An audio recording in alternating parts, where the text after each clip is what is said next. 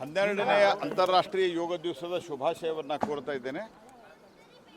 ಭಾರತ ಸರ್ಕಾರದಿಂದ ಎಲ್ಲ ಮಂತ್ರಿಗಳನ್ನು ಬೇರೆ ಬೇರೆ ಕಡೆ ಪ್ರತಿ ಸರ್ತಿ ಹೋಗಲಿಕ್ಕೆ ಆಯುಷ್ ಮಂತ್ರಾಲಯದಿಂದ ಸೂಚನೆ ಕಳಿಸ್ತಾರೆ. ದೇಶದ ಬೇರೆ ಬೇರೆ ಭಾಗಗಳಿಗೂ ನಾನು ಹೋಗಿದ್ದೀನಿ. ಕಳೆದ ಬಾರಿ ಐಹೊಳೆ ಪಟ್ಟದಕಲ್ಲಿನಲ್ಲಿ ಕಾರ್ಯಕ್ರಮ ಇತ್ತು.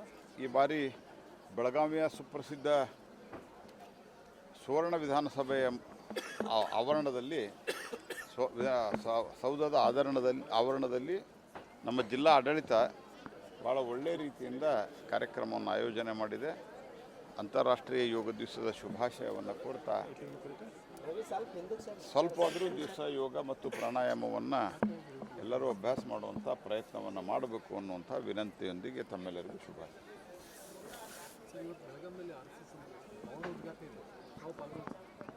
RSS ಅಂತ ಹೇಳೋದಲ್ಲ, ಅದು ಜಗನ್ನಾಥರಾವ್ ಜೋಶಿ ಅಂಥೇಳಿ ಈ ರಾಜ್ಯ ಮತ್ತು ದೇಶ ಕಂಡಂಥ ಒಬ್ಬ ಅಪ್ರತಿಮ ರಾಜಕಾರಣಿ ಇದ್ದರು. ಅದ್ಭುತ ವಾಗ್ಮಿ ಮತ್ತು ಜನತಾ ಪಾರ್ಟಿ ಏನಾಗಿತ್ತು, ಯುನೈಟೆಡ್ ಜನತಾ ಪಾರ್ಟಿ 77ರಿಂದ 80ರವರೆಗೆ, ಅದಕ್ಕಿಂತ ಮೊದಲು ಜನಸಂಘ, ಆಮೇಲೆ ಭಾರತೀಯ ಜನತಾ ಪಾರ್ಟಿಯ ಅತ್ಯುನ್ನತ ನಾಯಕರಾಗಿದ್ದರು. ಅದರ ಜನರಲ್ ಸೆಕ್ರೆಟರಿ, ಉಪಾಧ್ಯಕ್ಷರಾಗಿ ಎಲ್ಲ ಕೆಲಸ ಮಾಡಿದರು. ಅವರು ಒಂದು ನೆನಪಿಗಾಗಿ ಒಂದು ಸ್ಮೃತಿಯನ್ನು ಇಲ್ಲಿ ಮಾಡಿದ್ದಾರೆ.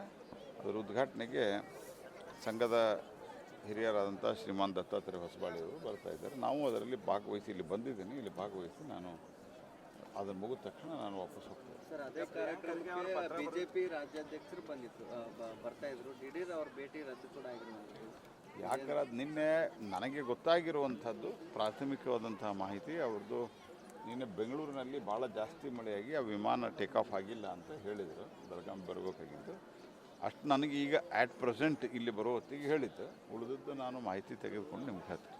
ನಾಯಕತ್ವದ ಕೊರತೆ ಏನಾದರೂ ಇದೆ ಸರ್ ರಾಜ್ಯದಲ್ಲಿ ಬಿಜೆಪಿಗೆ? ನೋಡಿ, ಯಾವುದೇ ಒಂದು ಘಟನೆಯ ಆಧಾರದ ಮೇಲೆ ನಾಯಕತ್ವದ ಕೊರತೆ ಅಂತ ಎಂದೂ ತೀರ್ಮಾನ ಮಾಡೋಕ್ಕಾಗಲ್ಲ. ಯಾಕಂದರೆ ಯಾರು ಮಾತು ಕೇಳುವಂಥ ಸ್ಥಿತಿಯಲ್ಲಿ ಆ ರೀತಿ ಹೇಳೋದು ತಪ್ಪಾಗ್ತದೆ.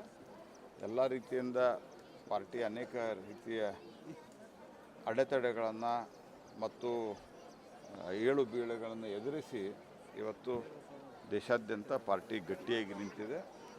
ಈ ಒಂದು ಘಟನೆಯಿಂದ ಏನೋ ಆಗಿಬಿಡ್ತು ಅನ್ನೋಂಥ ಘಟನೆ ಭಾಳ ಗಂಭೀರವಾದಂಥದ್ದು. ನಾನು ನಿನ್ನೆನೂ ಪ್ರತಿಕ್ರಿಯೆ ಕೊಟ್ಟಿದ್ದೇನೆ. ಭಾಳ ಗಂಭೀರವಾಗಿ ನಾವು ತೆಗೆದುಕೊಂಡಿದ್ದೇವೆ. ನಮ್ಮ ರಾಷ್ಟ್ರೀಯ ಪಾರ್ಟಿ ಗಂಭೀರವಾಗಿ ತೆಗೆದುಕೊಂಡಿದೆ. ಬಟ್ ಅಟ್ ಲೀಸ್ಟ್ ಆದ್ದರಿಂದ ಒಂದು ನಿಮಿಷ ಪೂರಾ ಉತ್ತರಾರೆ ಕೊಡ್ತೀನಿ ನಾವು ಅಥವಾ ಒಂದು ನಿಮಿಷ. ಆದ್ದರಿಂದ ಮುಂದೆ 2028ರಲ್ಲಿ ನಾವು ಭಾರತೀಯ ಜನತಾ ಪಾರ್ಟಿ ರಾಜ್ಯದಲ್ಲಿ ಅಧಿಕಾರಕ್ಕೆ ತರಲಿಕ್ಕೆ ಏನು ಬೇಕು ಆ ಎಲ್ಲ ಒಂದು ಕೆಲಸವನ್ನು ಮಾಡ್ತೀವಿ. ನಮ್ಮ ರಾಷ್ಟ್ರೀಯ ನಾಯಕರು ಇದನ್ನು ಭಾಳ ಗಂಭೀರವಾಗಿ ತೆಗೆದುಕೊಂಡಿದ್ದಾರೆ.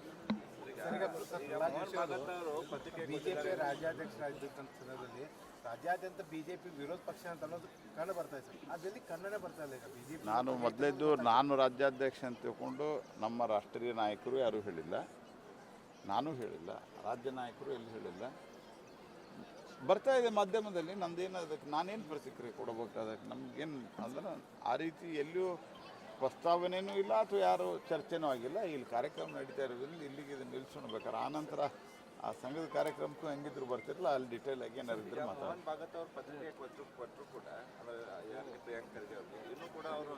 ನೋಡ್ರಿ, ಅವ್ರು ಏನು ಬೇಕಾದ್ ಮುಂದುವರಿಸಲಿ, ಅದಕ್ಕೇನು ಅರ್ಥ ಇಲ್ಲ. ಅವ್ರು ಏನು ಕೇಳೋದಕ್ಕೆ ಅದಕ್ಕೆ ಉತ್ತರ ಕೊಡೋ ಅಗತ್ಯನೂ ಇಲ್ಲ.